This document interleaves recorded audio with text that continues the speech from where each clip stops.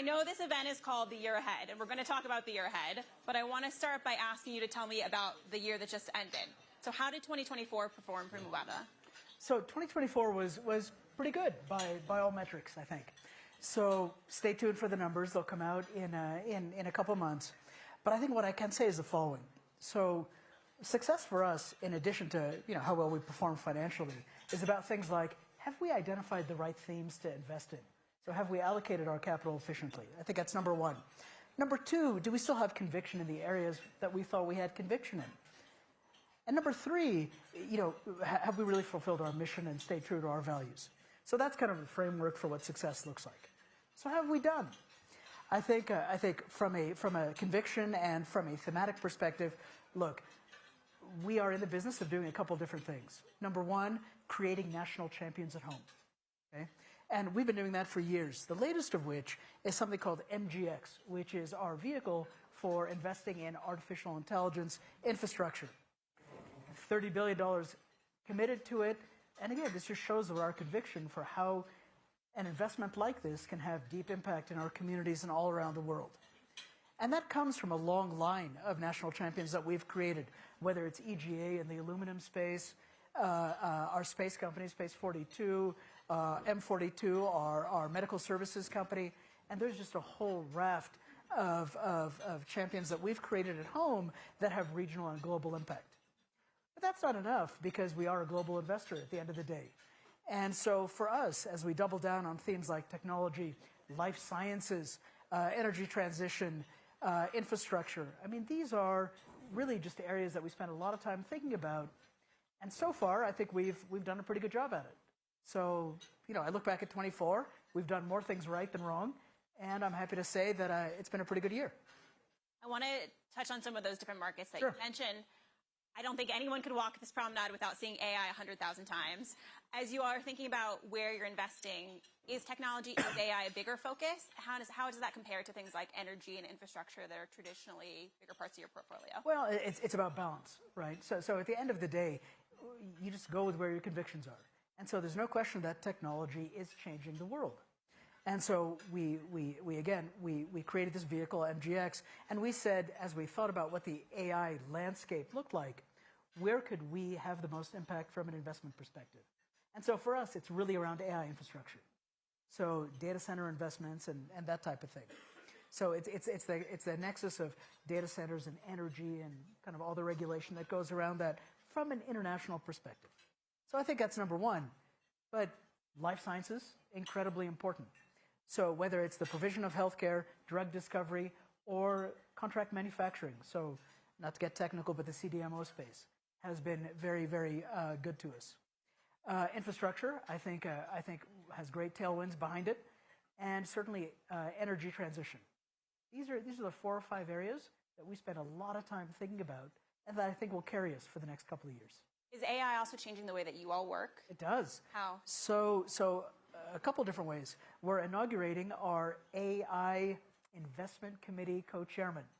And so what we're doing is we've actually spent a lot of time feeding our business cases and investment memos into our co-pilot that we spent a year developing. Unclear what its track record is going to be. It's still early days. I still think I have a job for the next 12 months or so. That's good. We'll see you again next year then. Yeah, but we have high hopes, and so hopefully it'll help us from a decision-making perspective. But one of the things that I know that a lot of people don't think about is as we find ways to deploy AI to create efficiencies, one of the things that it will do is create time for executives. And so if everything works as planned and it creates time, the real question is going to be, what are you going to do with that time, right? And how do you make sure that it's productively spent? I'm sure some small subset will go spend some time in the Mediterranean, go to Greece, go, and that's great, by the way, so that's good. But at the same time, some of us spend our best time thinking and strategizing when we're able to create a little bit of space for ourselves. So if everything works in the way that we want it to work, then hopefully portfolio construction will get better, and we'll be able to kind of crisply articulate what investment themes are going to look like going forward. And I'm excited about that. You mentioned energy, and I think we're in a very different place with that conversation as we think about climate and sustainability than we would have been a couple years ago here. I'm curious, how are you thinking about energy transition in your portfolio? So, it's a big theme for us. But we've been in the energy transition business for, must be about 18 years now. We have a vehicle called Mustub that we created. We used to own all of it. It's now owned by ourselves, ADNOC, and Taha, which is another energy player in Abu Dhabi. Today, we have developed and own more than 30 gigawatts of renewable energy. And that's a relatively big number. And we have line of sight over the next 5 years to get to 100. And this is an international player. We are in Europe, we are in the United States, and we are, in developing countries, emerging markets. So this really has been our homegrown champion in that space. And what started out as kind of a solar and a wind player with a little bit of geothermal is now, at the cutting edge of battery deployment, and is really thinking through how we can have not only impact in our communities, but how we can be kind of good citizens from an energy transition perspective. Another place I know you're growing heavily is in Asia. What markets in particular are you focused on? Why are you looking so heavily at Asia right now? So, again, it's about balance, right? And it's about, at least in my world, as I think about how we construct our portfolio, it's about risk and reward. And so, are you being compensated correctly for your risk? Maybe starting with the United States. For me, the United States is still the best risk reward. And there's a reason why 41% of our portfolio is deployed in the US. But when I think about where we have growth, so the UAE is growing. And remember, we're part of Asia too. So we're projected to grow at a little bit more than 5%. And so that's very exciting for us. And then when I look at where we've historically and will continue to invest in Asia, it's really India as a bright spot. China, we've been in there for more than a decade. Japan, where we're seeing a flurry of activity.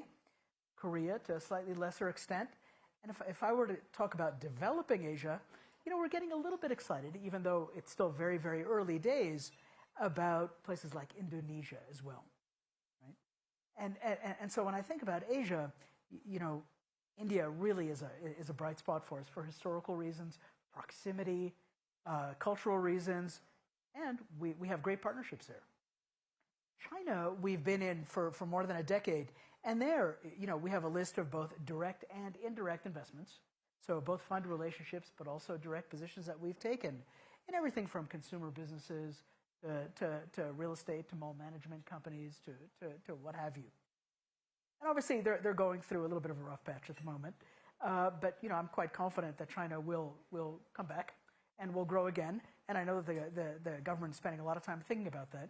And we want to make sure that we're well positioned to capture when the risk-reward equation flips in their favor. What markets are you less excited about right now? Well, it's not about being less excited, but I am telling you, I can tell you that, it's harder to deploy capital in places like Europe. Okay? I'm hearing some chuckles. Laughter from the audience. Okay, I think I said that reasonably diplomatically. I think what that means is, it's not that we don't invest in Europe, but it's that we're very opportunistic now, number one. Number two, it's harder to find great companies. Not that they don't exist, but it's just harder to find them. And second, we have to navigate, a regulatory kind of web, if you will, network that sometimes makes things a little bit more challenging. So again, we're going to invest in Europe. We will keep investing, but it's harder. And so therefore, from a relative basis, I think we're going to slow down a little bit. Mm-hmm. And again, it's about risk reward, right? So when you compare it to the UAE, the US, and Asia, which I just spoke about, if Europe's a little bit harder, we're going to invest a little bit less. And what's next in the year ahead for Mubadala? Oh boy. Well, look, we're growing, and I think we're doing reasonably well. We recycle something like 10 to 12% of our portfolio every year. Just this is public information. You know that we're about $330 billion today, and so we're deploying at a pretty good pace. I don't think that that's going to change. What I can say is that we have our mainstay businesses like our private equity business, which is great and will continue. But we have relatively newer businesses, which are only 7 or 8 years old, like our credit business, which is growing quite quickly, has performed reasonably well, and we have great partnerships in that space. We have partnerships in the United States, in Europe, and in Asia, and that's one that I think is going to grow reasonably well. And our infrastructure business is, I think, poised for growth as well. So you combine that together with our national champions that we create every couple of years, and the growth rate that Mubadala is exhibiting is pretty good from where I'm sitting.